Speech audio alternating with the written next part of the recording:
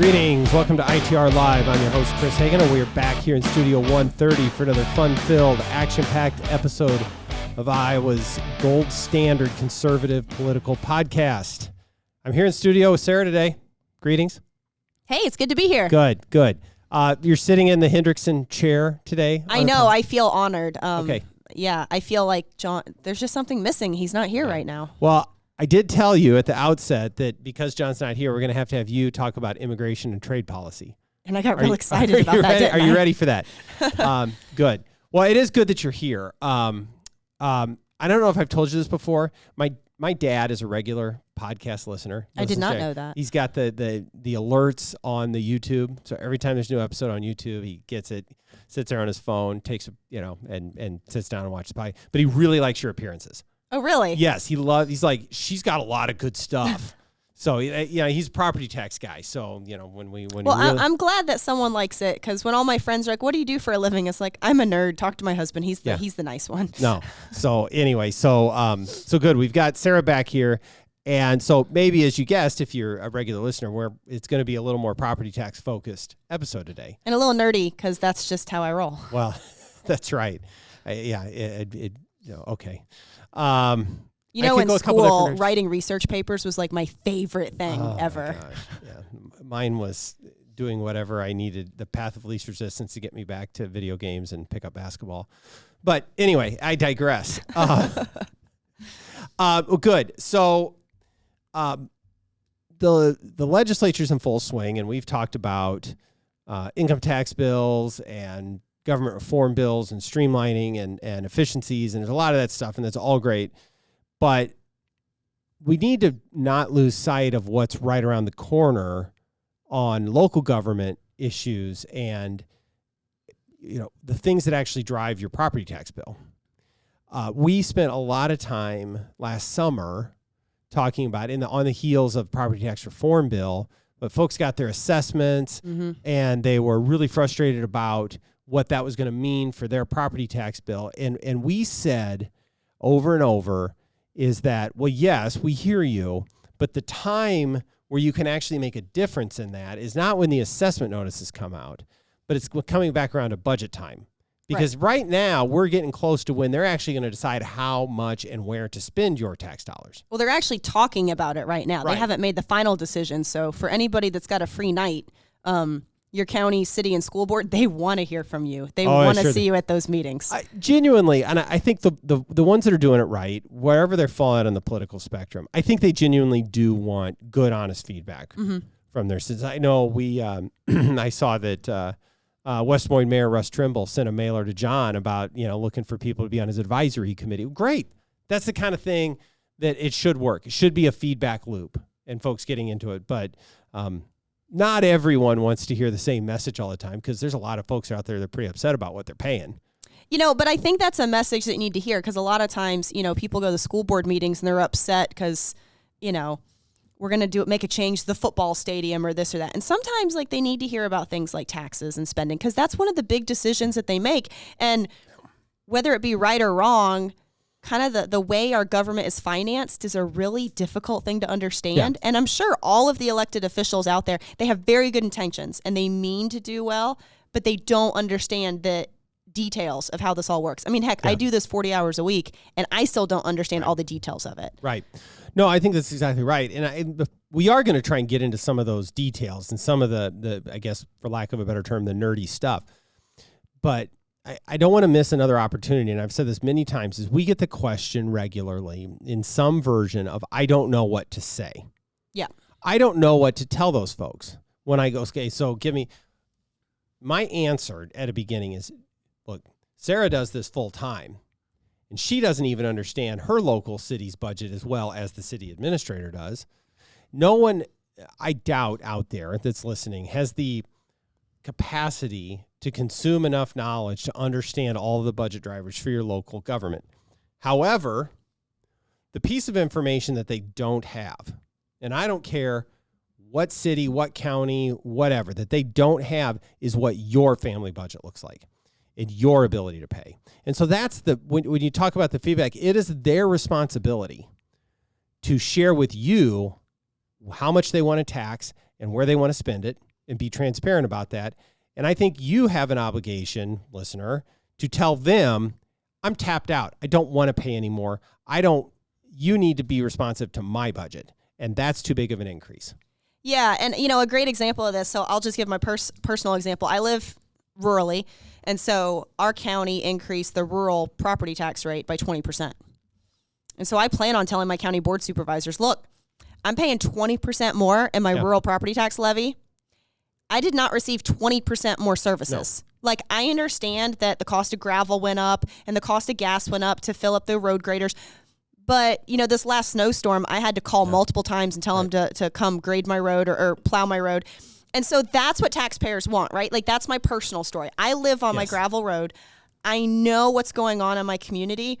And to raise my levy 20% and then provide actually not 20% more, but actually less services than I was getting in years past, they can't argue that. Right. And now they might be able to come back and say, well, gravel went up or this or that. No. You raised my rate by 20%. So that's a good point, because often you hear local governments say, well, we kept your rate unchanged. That was a favorite. And we've really tried to debunk that, and I think successfully over the years. But now we've seen some of these counties actually just raising the rate. Oh, yeah. The rates are changing. I mean, I went to one of my county board meetings. This was last year. And this was right after assessments came out. And so they were talking about their max, property tax levy. And the administrator did a very good job of pivoting all of those angry taxpayers into, well, it's not our fault your assessments went up. It's not our fault your tax, the value of your home went up. And so they very quickly jumped on the bandwagon of the assessor's the bad guy. Yeah, no. And it really needs to focus on, all the assessment does is make sure everybody pays their fair share. Whether you like it or not, that's the value of your home. Yep. The lawmakers, the elected officials, are the ones that decide how much you pay. Focus on that tax rate. So I agree. It's not the assessor's fault. We have spoken on this repeatedly, written on this. Their job, through a fairly rigid formula, is to find out what the fair market value of your home is or your property. Right. It's not exactly foolproof. It doesn't mean that if your home is assessed at $250,000 that you can't go out and sell it for $255,000, or maybe it's only worth $240,000 or whatever, and we've got the process to appeal, all those things. But at the end of the day, it's an honest, data-driven effort to try and figure out what the market value of your home is. And it's okay. But I want to talk about the rollback here, because we just got the official, what the new rollback number is. And so this is where it's a nerdy thing, and some folks don't quite get this, but we need to make sure that you all understand. There's some basics that you do need to understand, is what rollback does. So if I own a $250,000 house and my assessment goes up 20%, it does not mean that my tax bill goes up 20%. That's correct. Yep. So because the rollback changes from year to year. So explain that. Yeah. So if listeners remember, lawmakers talk a lot about, well, the value of my home shouldn't be able to go up X amount every single year. And so rollback is a law that was put on the books back in the 70s to kind of keep that from happening, protect homeowners from having property taxes jump every other year. So the state looks at all of the valuations across the state, and they say statewide, we're not going to let valuations or home values increase more than 3%. And so the rollback is actually what it means. It's rolling back the value of your property that is able to be taxed. Right. And so here's a really simple example.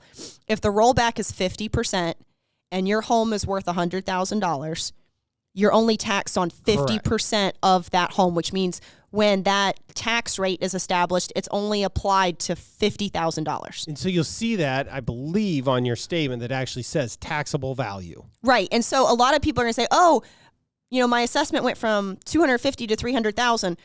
Yeah, but you're not taxed on $300,000. You're taxed on whatever the rollback percentage is of that. And so what we've seen this year, and has in the past years, your assessed value will grow by quite a bit. Mm-hmm. But then the rollback will adjust accordingly, or at least for most part. So what are the numbers? Last year, if you had a $100,000 house, it would have been rolled back how much? 56 or right around 55%. So you would have paid tax on $55,000 of the 100. Right. Because it was rolled back. Mm-hmm. So now we've seen next year that although your assessed value may have grown by some large amount, how much will it be rolled back now? 46%. So, and we're not going to run the numbers here in real time, but maybe your assessed value is now 110, but you're only paying tax on 47% of that when you were paying 55 before. So you end up with a number that hasn't grown as much. Right. And I have an example. I'm not going to tell you. You use the example and I'll be quiet. Well, this is a real home in Iowa. I'm not going to tell you whose home or where it is. But if you go to our website, we have an article. It just came out on rollback. And so when I look at the total assessed value, and so I'm comparing 2022 to 2023, the percent change in this home's assessed value is 18%. So 18% increase there. The rollback percentage in a percentage amount went down 15%. Okay. So the net taxable value. Now there's homestead exemptions. There's senior citizen exemptions. I left all of that out of the calculation. I'm trying to keep this simple. The total net taxable value when you apply the rollback, the taxable value of this home actually went down by 0.5%. Okay. So let's just say the levy rate stays exactly the same. I know that's wishful thinking for a lot of places on our state, but let's just say the levy rate stays exactly the same. You actually see a slight savings in your property tax bill. So now this is one home in Iowa. There might be another home in Iowa. It looks a little bit different, right? But the reason for this example is to show that the rollback is doing what it's supposed to. The rollback is limiting the assessment growth. So local governments cannot sit on their hands and just collect the windfall. Right. Now, are local governments going to come back and raise that levy rate 1 or 2 cents? I would argue that they are, and if they do, then my property tax bill or this property tax bill goes up. So I encourage everyone to just do this very simple exercise. The tables on the website, you can just replicate it with your own home if you want to, and just see, obviously, like homestead and senior exemptions and military exemptions, that changes everything. Right. But yeah, that's how rollback works. Yep. So it's just important to understand that rollback serves to cushion the growth in, or, look, if we're in a declining valuation environment, it would also soften things going the other direction. But in reality, it's just making sure that it doesn't go up a lot more. I think it's limited. What'd you say, 3%? Statewide, it's limited 3%. But there's other things that drive that besides the. I mean, it's a complicated formula. But really, what I want the takeaway from our listeners to be: don't go to your local government and complain about how much your assessment's gone up, because the rollback is cooked into the books there. Right. Focus on the levy rate. Focus on the amount of dollars they are taking from you. That is what you should have a say over. And that's where, going back to, here's a plug for ITR Local, where you can go to itrlocal.org, and we try to provide the basic budget drivers, the basic tax drivers, in a way that you can compare them around the state.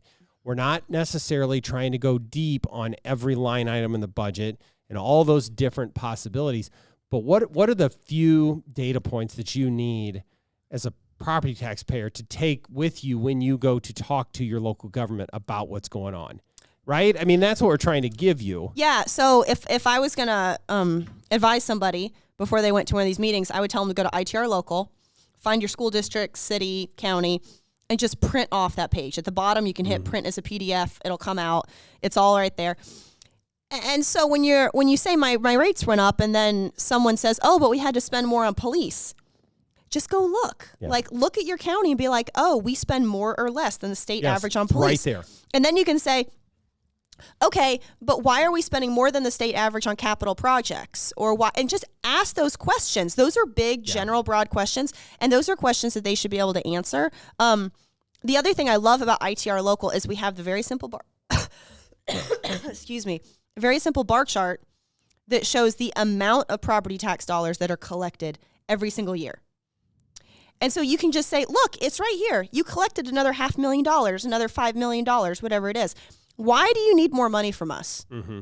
Why can't you just keep it the same? I didn't get a 5% raise in my paycheck this year, so why are you getting a raise? That's a very basic point that, whose budget matters most. your family budget or their budget. So that's what I would tell our listeners. Go to ITR Local, print off that page, take it with you, and it's just going to help give you some context and also keep you on point. Yep. So I want to pivot there, Sarah, to an article that you also have up recently this week on some of these county rates, okay? Because what you found is that there were several counties that were raising their rates. Mm-hmm. Yeah. So, for whatever reason, some of them might be responding to or in advance of the property tax reform bill last year. Some of them may have their own special reasons or whatever. But what did you find out in looking at this across the state?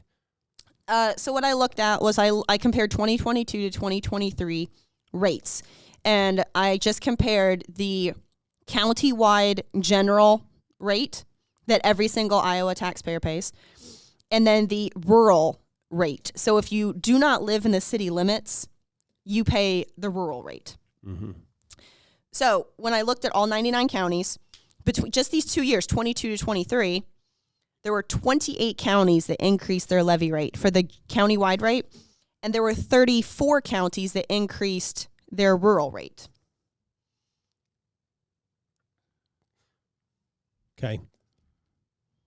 So now we can get into in some varying later. degrees, right? Some of them were like a 1 penny. Yeah, increase. Some of them were 1 penny. Some of them were $2.35. So let's start at the top.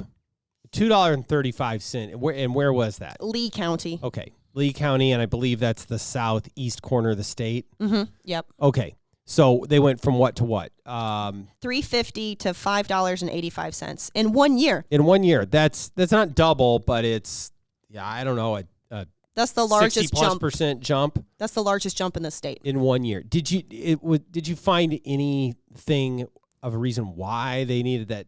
Because that's a lot of money. I don't care what your tax base looks like. That's a huge jump. I didn't call anyone in Lee County. I just kind of looked online and just looked at budget numbers and that kind of thing. Nothing stood out to me of why they did that. If you live in Lee County, I would love for you to go find out why and then report back to us, because I'm curious to know why they needed that large of an increase. One thing I do know is that at Lee County, or at least some of their leaders down there, were very vocal against last year's property tax reform package that passed the legislature. I know they were very active in opposing that. So anyway, that's really interesting because it's just a big number. Ultimately, folks in Lee County, if we've got any listeners down there, I don't know for sure that we do. I suspect we do, but you need to get in touch with Sarah so we can figure this out and help you get the information that you need to talk to your supervisor. Anybody else stand out to you? Yeah, Decatur County, they had the highest rate in the state, and theirs increased 12 cents. So they're sitting at $6.71 just for their general rate. Now, I want all of our listeners to understand, again, if you go to ITR Local, at the very bottom of each of your local governments, we have a table there that explains all the different rates. Mm-hmm.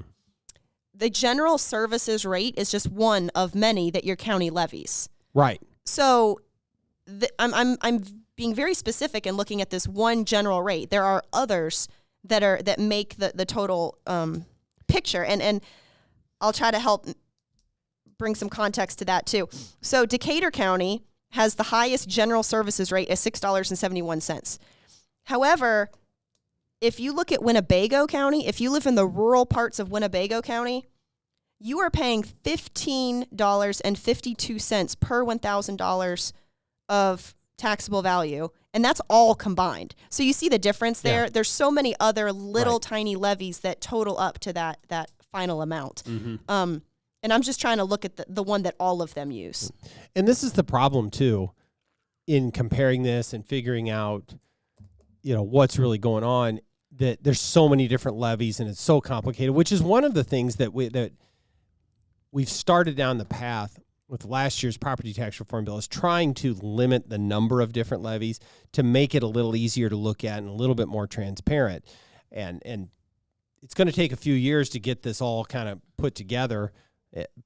But hopefully we're going down the path of making this easier to understand. Yeah, because I hope to be sitting here in a few years and telling all the listeners, here's your county rate. That's it. There's one county rate. It's easy to compare and everyone can look. But right now, I think there's like 5, 6, 7 different county rates, and it's hard to understand. And really, you just want it to be easy to understand. It's your money. Yeah. It's your government.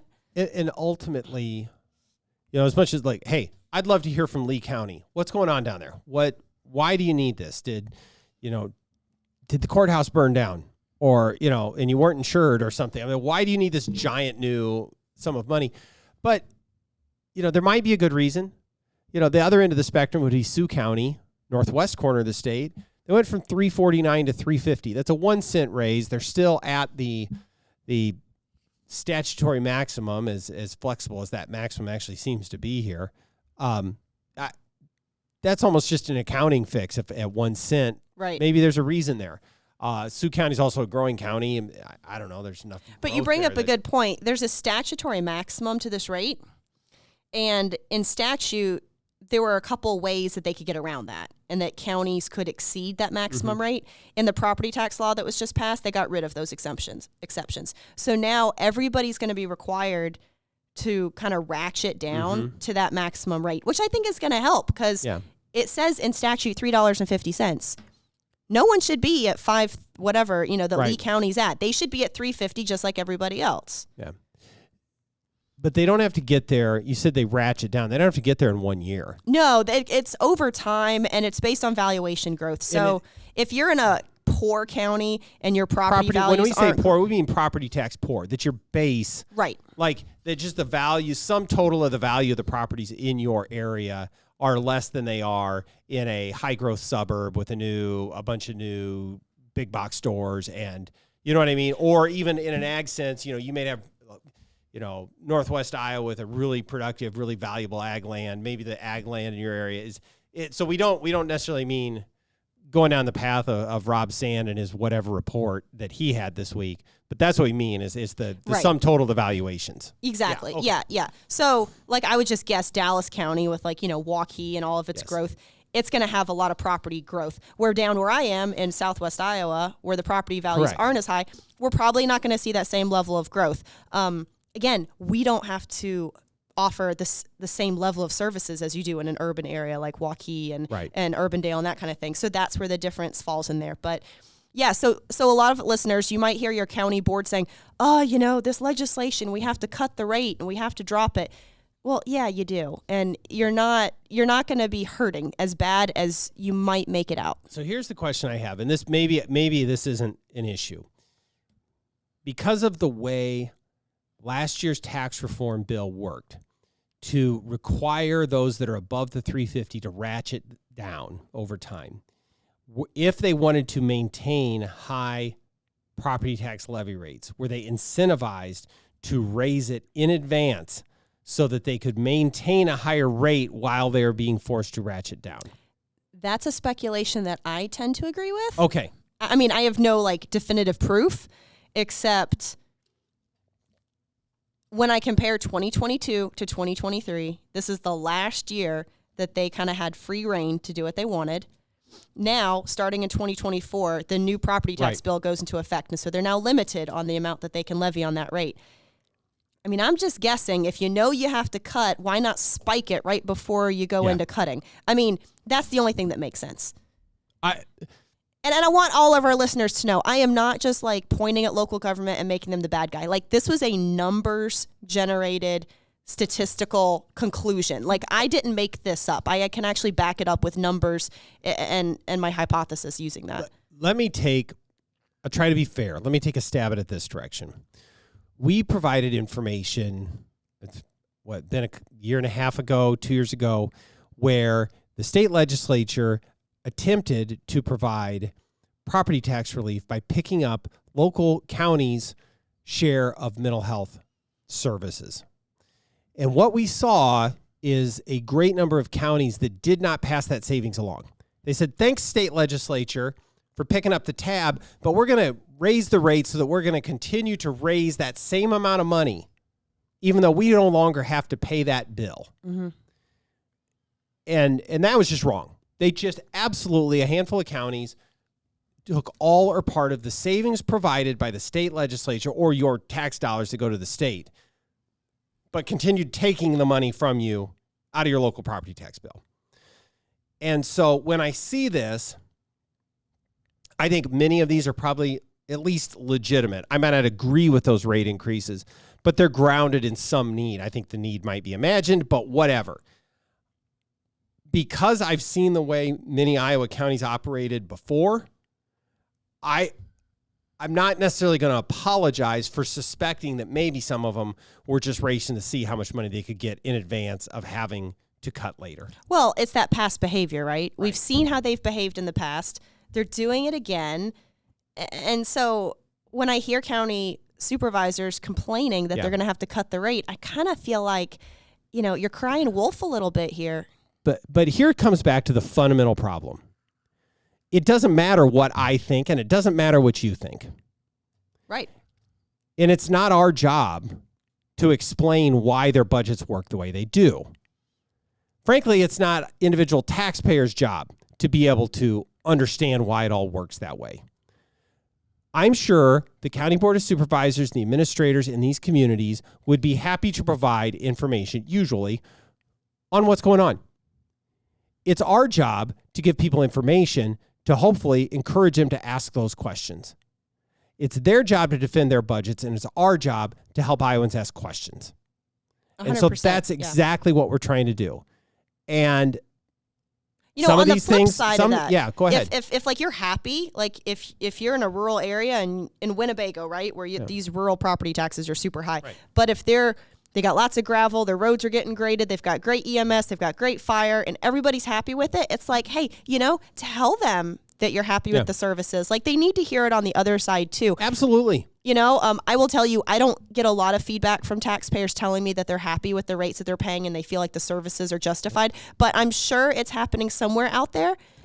Look, we have over 3 million Iowans. Not all of them are property taxpayers. You're going to get a huge number of different responses of where people fall out on the how much do I want to pay in property taxes, how much services do I want. Great. Let's have that conversation, and reasonable people can land in completely different spots on that spectrum. We just want people to ask the question and get answers from their local governments. That's all. And we're not even saying they're not providing it. We're just encouraging people to ask the question. And here's some information so that you can go to them and ask well-informed questions. Yeah, and I really encourage everyone to just go to ITR Local, look at your local community, and just see what they're doing. I mean, if you like it, again, tell them you like it. If you have questions or you don't like it, you need to tell them that you don't like it. Because if you never tell them, nothing's going to change. Yeah, I think, look, in my county, the rate went down. And maybe it could have gone down even more. Live in a high-growth area. I don't know. But at least I know at that very basic level they're doing that. And it's so I have a few questions, but that's neither here nor there. I mean, go there, interact with the information, and do something with it. So we are kind of running out of time. So I think hopefully you have plans to be here again in the not too distant future, because I want to, and this is kind of the teaser part of the, we have some March special elections coming up, right? Oh man, March is gonna be so exciting, guys. Okay, hold on to your seats for this. Give us a preview. Give us the quick 30 to 60 second preview on what we should look forward to in March. March 5th, there are local elections again. And we got property tax increases on these elections. And man, I am going to follow those. You guys are going to know about them. The other thing is March 20th. I am so excited. If you guys are watching on YouTube, you can see this. March 20th, your local governments are sending out their budget notices with their public hearings. Man, that is when you get down there. That is when you go and you tell them what's going on. I mean, March is like local government month for Iowa. It is going to be exciting. And clearly, wow, we stumbled across what gets Sarah excited. But I think that brings the whole episode full circle here. We had to tell folks last summer, last fall, now is not the time that you can make a difference. You can get mad if you want, but we need to encourage folks to get involved at the right time. March is when you need to get involved, right? That's right. You get your Valentine's Day over with, and then it's time to march. We want you to pay attention to what's happening at the state level. There's important things going on up there. There's important things happening with federal elections and what's going on. But if you're a property tax-minded voter, if that's what you care about, now is the time to get involved and plug in. And so we're going to be talking about it on the podcast. You're going to continue to be writing about this. All this stuff's at itrfoundation.org. It's all there. We're going to hopefully try and get some stuff out through our social media and get that in front of people so that people can have the information. They can share it and they can take it to whatever it is, whether it's a budget hearing or, one-on-one meeting with your local elected officials. So, and if you all as members are going out and talking to your local electeds and you're hearing stuff and you're getting answers, send those to me. I love hearing about what's going on in our Iowa communities. You're not bothering me. I want to know. Regular reminder, we have some great folks out there that are serving on county boards. You talked to them. We have some great folks that are serving in local city government.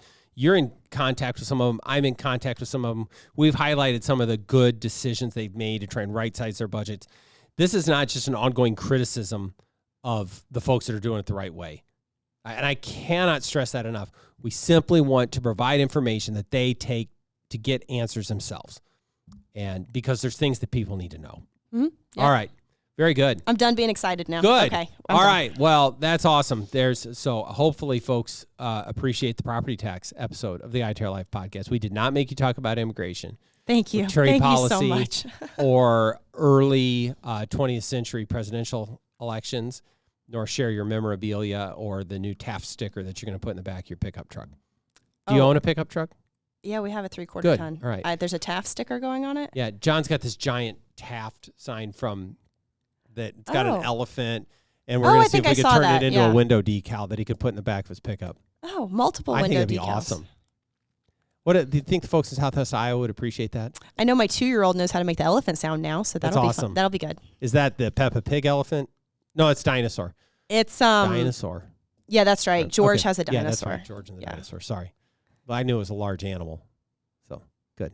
All right, we're past this up because we're all up to date on our preschool TV now. Yes. Okay. All right. That's definitely all the time we have for today. Thanks for joining us. Don't forget to like and subscribe. Thank you, Sarah. Don't forget to tell your friends. And with all of that, we will see you next time on ITR Live.